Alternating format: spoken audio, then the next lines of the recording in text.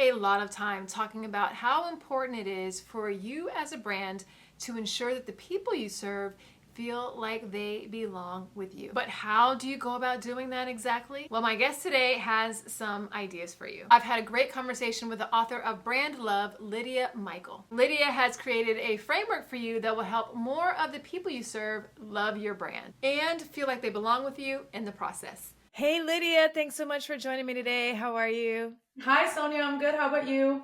I'm doing well. I'm super excited to dig into this. I've been spending some time with your book, and I love the title. It's Brand Love. But before we get too far into that, tell the people, who are you and what do you do? Yeah, so on a day to day, I run my company Blended Collective, which is a multicultural marketing and brand consultancy. And I'm also the author of Brand Love, as you just said, and most recently also started as an adjunct professor teaching digital marketing and multicultural marketing and branding in the fall. So I'm excited for that one. Very cool. Well, okay, so let's start there because I use the terminology inclusive marketing. Other people use other terminology, including multicultural marketing. So Yeah. I'm just super curious. Can you, like, what is your definition? How do you find multicultural marketing? Yeah, and even within that space, I found that every company that offers multicultural marketing defines it differently and delivers different outcomes because of that. Mhm. So for us, it's mostly focused around the different cultures that we come in touch with on a day-to-day basis. It truly is culture. So not so much the company culture, but more so your ethnicity, your nationality, your upbringing. What is the culture that really defines who you are and the environment that you sort of came up in and that you continue to navigate in. So, very simple terms for us is bringing in cultural elements into the marketing because we understand that 20 years from now, half of the US population is going to be multicultural. And because of that, it's so important that companies and brands understand how to cater, how to genuinely cater to all of these audiences. So again, for us, it's mostly the focus on the cultural background and the cultural integration between that and brands. Yeah. I'm curious, what do you feel, how well do you feel like brands are doing that today? So it depends on which elements you look at. I'm finding that a lot of times, and people get it mixed up with DEI, and you mentioned inclusive marketing, and then you have Mhm. multicultural marketing and international marketing. There's so much terminology that is used interchangeably. And I think because of that, there's a lot of overlap, but then there's also sometimes, I don't even know if there's an incorrect understanding. I think it is whatever you want to put out into the world is Yeah. how you understand it, and that's going to be reflected in your work. But again, for us, it's more so focused around the culture. If you look at the multicultural market, by definition, typically that entails, the African American market, Latinx or Hispanic, and Asian Americans. That's the Mhm. true multicultural market if you look at it from a consumer perspective and you look at all the reports and research that's done in this space. Right. It's that. For us, for instance, at Blended Collective, it even goes beyond that.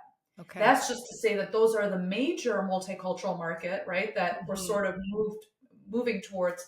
Um, but of course, we know that there's a lot more, Yeah. and for a small business and for a local business, that might look a lot different than what you see in the research and the reports. Yeah, and I imagine that it also varies differently depending upon the brand's customer base and where they're located because that Exactly. can change drastically. The population makeup in Canada is has there's a lot more cultures represented than and different cultures represented on than you might see in the US. So yeah, I imagine that that's going to change depending on, which is, why we need to make sure that we have a good understanding of who our customers are. Yeah, so important.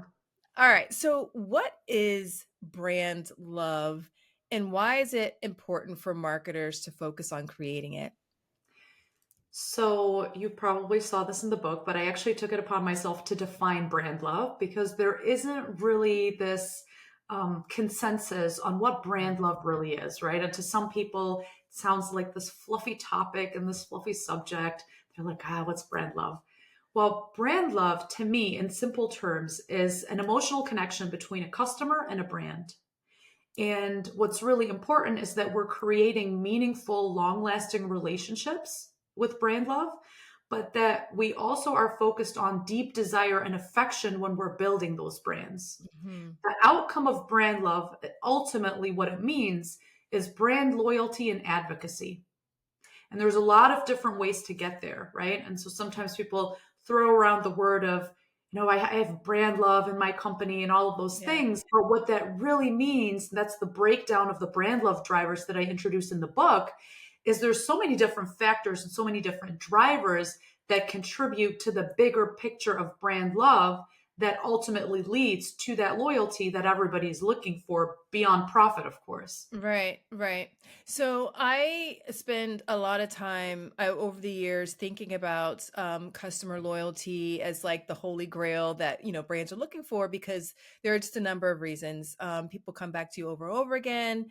They are going to tell their friends about you, etc. Mhm. Now, I can imagine that brands are spending a lot of time thinking about customer loyalty, and but they're not necessarily doing it or thinking about it or looking at it on a breakdown, particularly from underrepresented and underserved communities, to see if that's happening at the same rates. Have you seen any differences in the ways in which brands are performing and achieving brand love when they're looking at their different types of customers that they have? So I think, most of it, and I think a lot of it is reflected through DEI initiatives, right? That Mhm. people try to focus on for specific customer segments. So I think that is a key focus there. But I think Mhm. in terms of, go back to your question a little bit more, if you can elaborate. Sure. So I'm wondering if, as you are seeing brand or working with brands and helping them to achieve brand love, do they have to pull different levers Hmm. to Yeah. achieve brand love, particularly with underrepresented and underserved communities? Are they like, I'm imagining that people are like, okay, we're going to do some initiatives to get at brand love overall, but it seems like, there are times where it might not happen organically at the same Yes. rate with different people from different communities. Yeah, I think there is. So I think part of it is the transparency in business practices is something that's really important. And I think that contributes to um, how even underrepresented communities feel like they're being more involved or integrated in the work and in the company. So Hmm. that transparency is really important. And also just the clear commitment Yeah. to what they want to serve, Okay. what they want to serve for, right? Okay. So just making sure that is communicated. So in that level of transparency and even just sharing that clear commitment publicly, I think that those two things combined create a lot of trust, Yeah. or they at least put you on that right path to start creating trust with your company. Yeah. And trust is another big element that helps us achieve brand love. And really, in the book, in the eight brand love stages that I introduce, trust is sort of out of all the eight elements on that path. It's number five, and it's Yeah. that tipping point. Yeah. It's that tipping point where the relationship can either change for the better, it can really make or break that relationship. And Sure. I think, with those factors in place, I think that has a big role in that. Yeah. All right. So we kind of been dancing around this a little bit in our opening conversation, but I'm interested to hear your point of view on what the actual connection is between cultural inclusion and brand love. Cultural inclusion is really important, and culture is a strong, it's almost like this red thread in my book that I talk about that connects everything around brand love. Hmm. And that was really the big differentiator and the main reason why I wanted to write this book, because I approach it from a very multicultural perspective, even with the case studies and the global brand examples, right? It's not just giving you local US based companies and examples, but it dives deep into culture. And I do that to show successes, but also failures, and Hmm. how you use culture appropriately or not that can affect your brand in a positive way, or sometimes not. But I think using cultural inclusivity really enhances brand love by resonating on a deeper level, on a Yeah. more personal level with a diverse audience.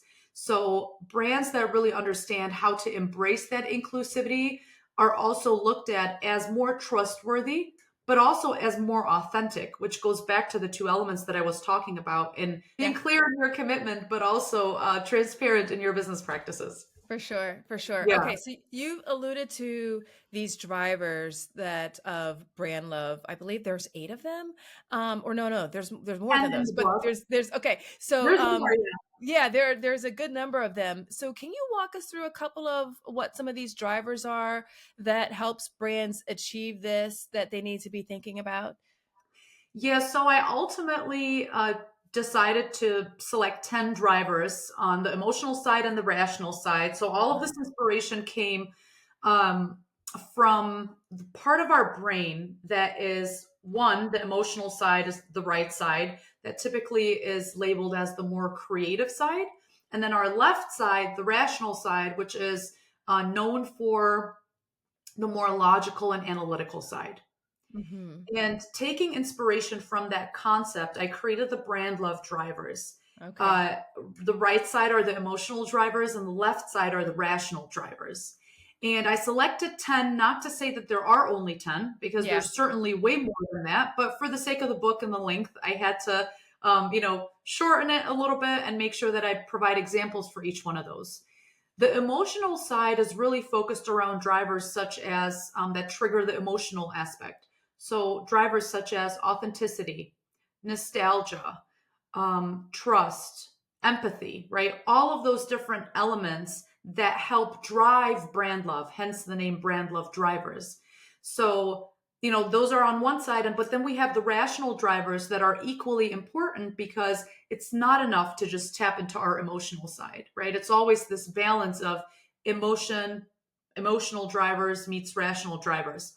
Rational drivers such as accessibility, convenience, relevance, differentiation, right? All of those things that also really help us connect and Hmm. choose a brand over another brand in a competitive space, especially. Um, but a lot of times we don't realize that it's a combination of all of that. And the more Yeah. drivers you use, the better, right? So the more authentic I am, the more trusting I am, the more accessible I am, like all of those different things.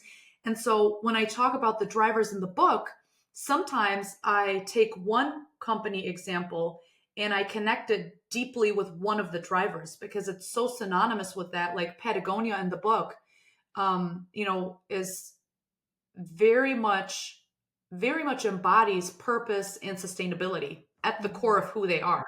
I don't even Hmm. think that you can talk about this brand without talking about purpose and sustainability, right? Yeah. They Right. embody, they almost own those drivers. Yeah. That doesn't mean that they don't have any of the other drivers. Of course they Right. do, right? For a brand to be this successful and that long lasting.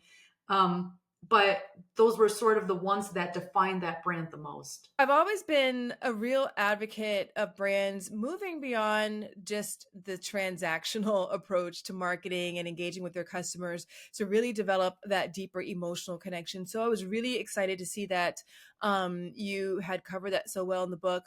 I'm curious from your experience partnering with brands and just kind of observing and analyzing, where have you seen them most struggle when it comes to that emotional connection and building it and establishing it?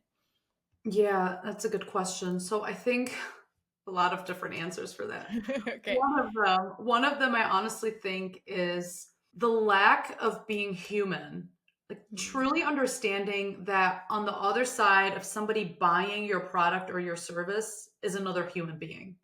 And the importance of understanding how to connect with them in such a genuine and authentic way that will automatically drive that transaction no matter what, because people are buying, sometimes people are buying who they are. They're Mhm. not even buying what you're offering. They're buying something that they see themselves mirrored in.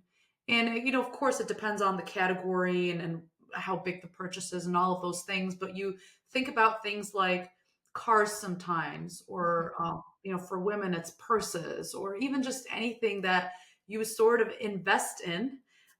if I see myself in that, if I see parts of who I am, parts of my values reflected in that, it really resonates with me. And so it makes it easy for me to buy into the brand anyway.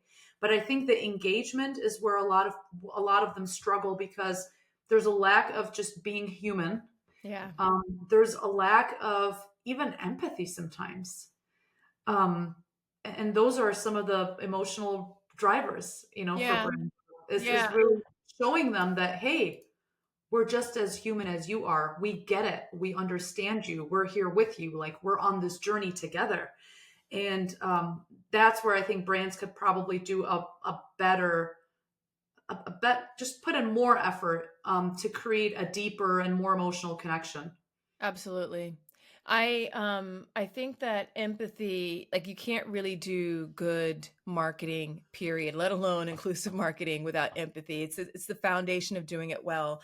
And you can't see other people and make them belong if you don't kind of have that human aspect incorporated into it. So I love I that you will said tell that. you.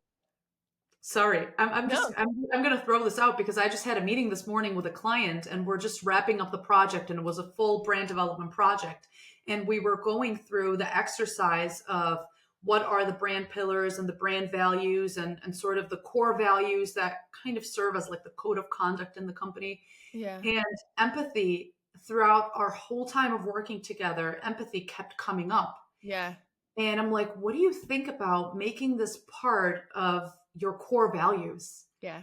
And it's in the forefront now. And it's an insurance company that Yeah. we're working with. And you don't Yeah. really see that with insurance companies. Like, You even it's just in don't. our competitive research analysis and just looking at all the big boys and the smaller firms. And we're like, you know what? Nobody is really doing it on that level. This is Right. one other thing that we can do to help differentiate you and really show people that you truly care. And that's whatever all the clients in that space, when we, or the staff, I should say, when we tapped into them, everybody said, our owner cares. Our, Yeah. our owner is empathetic. Our owner understands. And so it really seems to be like this red thread. And I think it goes a really long way. Yeah, it does. People can feel the difference whenever someone or a brand in particular practices empathy and it's part of the way in which they operate versus when it's just Um, something that, yeah, we can tell the difference. yeah. So we kind of touched on belonging a little bit, but I would love to hear your thoughts on how brands can go about making more of the people they serve feel like they belong with them. So I think it goes back to one, understanding who your customer base is. And Hmm. it's likely that depending on your business, you have a lot of different customer groups that you have to serve. And you have to Hmm. serve them differently. So I think understanding what their true needs are and who they are at the core. And a lot of that comes from collecting the data so that you Yeah, can even personalize some of that, right? So yeah, personalization is another big driver, actually, um, on the emotional side. And whenever content or products or anything like that is personalized to who we are, we feel like this company knows who I am. This company cares about what yeah, what I stand for. And that's really difficult to do without having that data in place, right? yeah, yeah. So I think personalization is a really good way to make people feel like, hey, you belong here. Yeah. Yeah. So we've covered a lot of really great ways of thinking about brand love, why it's Mhm. important, how to build trust and authenticity and that emotional connection. But what is your advice for people who are like, all right, I want people to love my brand, especially those from underrepresented, underserved communities. Where do they get started? Yeah, there's so much. I think it truly starts with going back to the drawing board and understanding who are we as a company? Why are we here to serve? Yeah. How do we exist beyond the transactions? Of course, as a business, everybody wants to make money. Everybody wants to be profitable. That's a Yeah. no-brainer. But even just beyond that, how do we go beyond transaction? What is really at our core important to us? What values do we reflect? And I think by understanding your customers and what they care about and knowing where you stand, on the opposite spectrum, and then just kind of figuring out how do we connect the dots between the two? How do we make Hmm. sure that we find the customers that resonate with what we believe in? Because not every customer is a good customer, right? Not all Yeah. money is good money. It's just you want the customer base that's supposed to engage with you are the ones that care for the right reasons. Right. So it takes a little bit of digging and searching and all of that and putting all of that together. It's like a puzzle piece. You find all these Right. different puzzle pieces and you're like, all right, let's put it together and this is what it's going to look like. Yeah, yeah. So, No, I love how you're always starting with like the North Star of who are we, what are our values, and then going once you define who it is that you're serving, it kind of all flows from there. yeah. Yeah. It sounds All so right. simple, doesn't it? It does. It does. I think it's a simple framework and approach. Maybe not easy, but Yeah, like yeah, the pathway is there, yeah. right? So, Yep. all right. So I want to switch gears a little bit, and I'd love to hear from your experience as a consumer. Can you tell Uh-huh. me about a time when a brand made you feel like you belonged? Yes. So it started out as a clothing jewelry brand out in LA, and it's evolved into a lifestyle brand. But over time, I've purchased a lot of different products, and one of them were maybe shoes, one of them were like a sweater, and so I would receive the product in the mail. And the entire experience from looking it up on social or on the website all the way through to receiving the box or package in my hand was so emotional to the point where everything was all of the values were kind of stamped on the brand, right? Like you would really Okay. the feeling that you would get. I Yeah. was truly like I would open up the box, the tape itself around the box had all these inspirational messages that the brand Yeah. stands for. And so I would open up the box and I would open up, I would wear the sweater or take a look at the tag and all of that. And the tag on the inside, that you look at Yeah. how to wash your clothing item, Right. it had a message that said, "I'm so happy you exist." Oh. And I was like, it's just the detail, Yeah. it's being thoughtful. Yeah. And those are things that weren't necessarily promoted on the website or on social, even.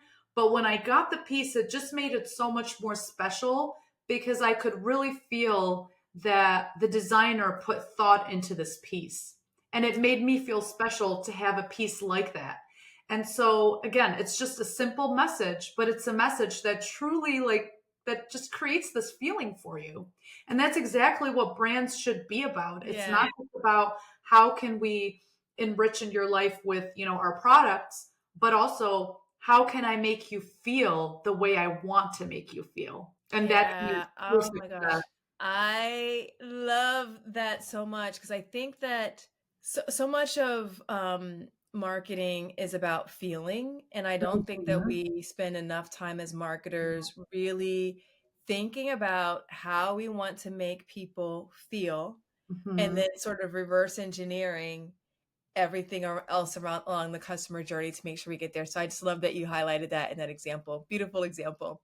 Thank you. Thanks. Yeah. And I All right. think in general too, the multi-sensory, and I don't want to go into a whole nother topic because we can talk about this for another half hour, but sort of just tapping into senses is really, really big in marketing. And I talk about this in the book, the multi-sensory marketing examples where you have Yeah. brands that incorporate senses into the marketing. So whether it's, Mhm. the sound, the audio, reflecting who you are as a brand through audio, being intentional about the audio you create or choose. The scent Mhm. is extremely important, and those are the things that we take for granted because it's just so normal to us, right? But Yeah. connecting senses with marketing is also another way to tap into emotion and tap into memory. Yeah. Yeah. Very cool. There's so much science behind things, right? Like that really Yeah, help contribute.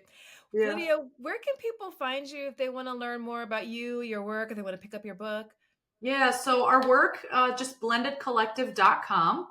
And me personally, lydiamichael.com. I also am all over social media, but very active on LinkedIn. So connect with me there. I share lots of marketing, culture, and brand insights all the time. So, yeah. All right. Oh, Well, and I'll drop. the book, the most important part. You can find the book anywhere where books are available. Amazon, of course, Kogan page on the publisher page, and some people who like to support independent bookstores, bookshop.org. Nice. I will have all the information for how to find you and links to your book on in the show notes. Lydia, this has been so much fun. We can, like you said, we can continue chatting about, so many different things and go off on so many tangents. But any parting words of wisdom for marketers and business leaders who want to do a better job of creating stronger emotional connections with all of the customers that they serve that lead to brand love? Yeah, very simple. Always remember to stay human. So behind every purchase, behind every click, every interaction, there's a person. There's a person that you connect with when it comes Yeah. to their values and what they stand for and what they hope for. So be human. Yeah, very cool. Thanks so much, Lydia. This has been such a fun time. Thank you, Sonia. It was fun being on here. Until next time, remember, everyone deserves to have a place where they belong. Let's use our individual and collective power to ensure more people feel like they do. Thanks so much for listening. Talk to you soon.